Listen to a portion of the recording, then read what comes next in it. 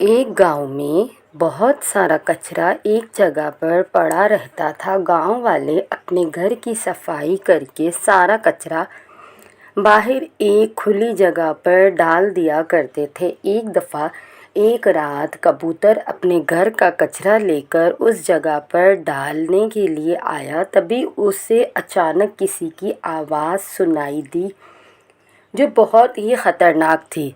ए कबूतर, यहाँ पर इतना कचरा क्यों फैलाया है? तुम लोगों ने बताओ मुझे। जैसे ही कबूतर ने आसपास देखा उसे कोई दिखाई नहीं दिया। वो डर कर वहाँ से चला गया। इधर कचरे के ढेर से दो हाथ बाहर आए और आहिस्ता आहिस्ता एक भूतिया चिड़िया की रूह कचरे के ढेर से बाहर आई। उस भूतिया चिड़िया की रूह ने वहाँ पर पड़ा कचरा खा लिया। पता नहीं और कितने दिन मुझे ये कूड़ा कचरा खाना पड़ेगा। अगली सुबह सब ने देखा कि जहाँ बहुत सारा कचरा पड़ा रहता था वो जगह अचानक इतनी साफ सुथरी हो गई है। तभी वहाँ पर खड़े कबूतर ने सबको बताया कि कल मैंने एक डरावनी आवाज़ सुनी थी, लेकिन वहाँ कोई भी नहीं था। फिर तोता कहता है, वाकई सारा कचरा कहाँ गया? हमारे गांव में तो कोई कचरा उठाने वाली गाड़ी भी नहीं है। फिर एक चिड़िया मासूमियत से बोलती है, हाँ मैं भी वही सोच रही थी कि अचानक सारा कचरा कहाँ गया। चलो अच्छा ही है, अगर यहाँ से कोई कचरा उठाकर ले जा रहा है तो हमें क्या। ये कहकर वो सब परिंदे अपना अपना कचरा वापस वहाँ फेंक कर उड़ जाते हैं। फिर रात में वापस उस भूतिया चिड़िया की रूह वहाँ से बाहर निकलती है और सब कचरा खा जाती है।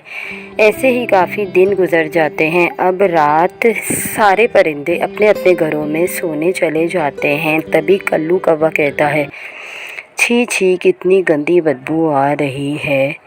मैं तो घर में सो रहा था, मैं यहाँ कैसे आ गया? कल्लू यहाँ वहाँ देखता है तो गांव के बाकी परिंदे भी कचरे के ढेर के पास सो रहे होते हैं।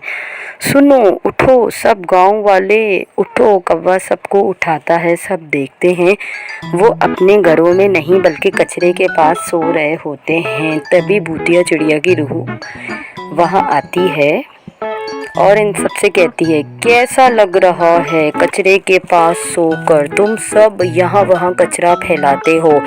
ये मेरा घर है, यहाँ मैं रहती हूँ। अब पता चला इस कचरे में कितनी गंदी बदबू आती है। ये तुम लोगों ने कभी सोचा है इसकी वजह से तुम सब बीमार भी पड़ सकते हो?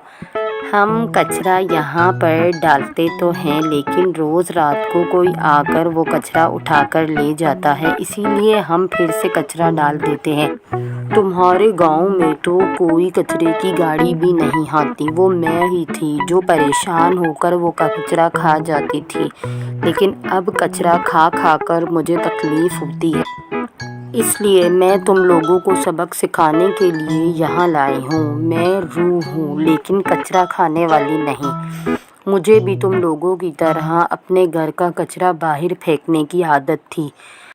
मैं कचरा बाहर फेंकती और वो उड़कर एक भूत के घर में जाया करता था। वो भूत बहुत परेशान होता था। एक दिन उसने मेरी शिकायत राजा चिड़ा भूत से कर दी और उन्होंने मुझे श्राप दिया कि जब तक तुम किसी गांव को पूरी तरह साफ़ सुथरा नहीं करोगी तुम्हें कचरा खाने की सज़ा मिलेगी। फिर उन्होंने मुझे यहाँ भेज दिया। फिर तुम लोग यहाँ बहुत कचरा डालने लगे। मैंने पहली रात को तो सब कचरा खा लिया और सोचा कि अब मेरा श्राप ख़त्म हो जाएगा, लेकिन अगली रात तुम लोगों ने फिर कचरा फैला दिया, इसीलिए तुम लोगों को मैं यहाँ इकट्ठा किया। लेकिन हम क्या करें, हमारे गांव में तो ऐसी कोई जगह ही नहीं है जहाँ कचरा फेंका जा सके। अरे तुम सब परिंदे एक बड़ा खड्डा खोदो और उसमें सारा कचरा डालो और उस पर मिट्टी डालो। ऐसा करने से तुम्हारे लिए बहुत सारी घाट जमा होगी। جو تم اپنی کھیتوں اور پیڑوں میں ڈالنے کے لیے استعمال کر لینا۔ پرندوں نے ایسا ہی کیا اور وہ گاؤں بہت صاف ستھرا ہو گیا اور بوٹیا چڑیا کو بھی اس شراب سے آزادی مل جاتی ہے اور اسے اپنی غلطی کا بھی احساس ہو جاتا ہے اور اس نے آئندہ ایسی غلطی سے توبہ کر ایک خوشحال زندگی گزاری۔